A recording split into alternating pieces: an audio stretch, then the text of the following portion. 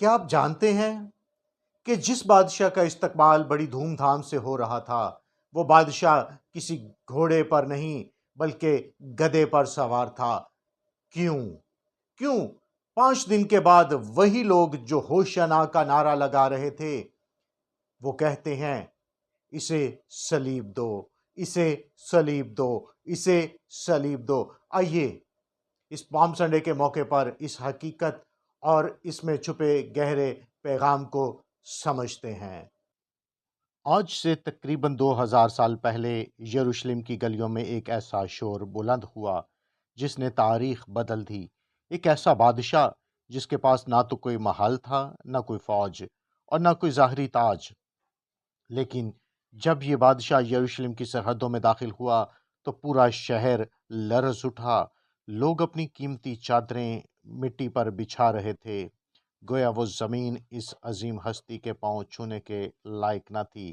وہ نعرہ لگا رہے تھے، ہوشنا، مبارک ہے وہ جو خداوند کے نام سے آتا ہے۔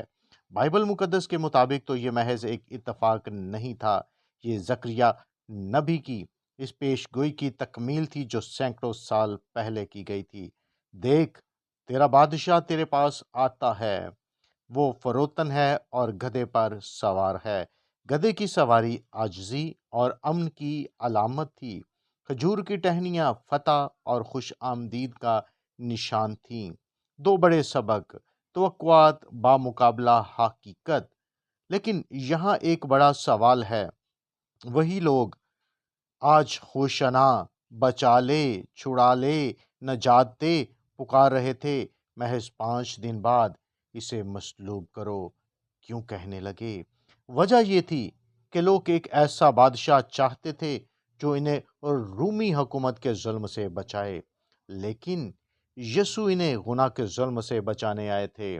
وہ ان کی سیاسی زندگی نہیں بلکہ ان کی ابدی زندگی بدلنے کو آئے تھے۔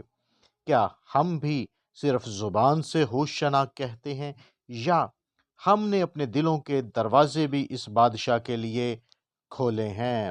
آج جب ہم کھجوروں کا اتوار مناتے ہیں تو یاد رکھیں، یہ صرف ایک تاریخی واقعہ نہیں بلکہ ایک دعوت ہے اپنے غرور کی چادریں بچھانے کی اور مسیح خداوند کو اپنی زندگی کا اختیار دینے کی۔ آئے دعا کریں۔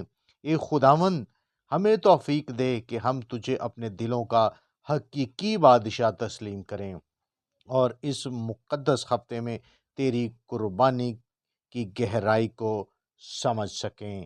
آمین۔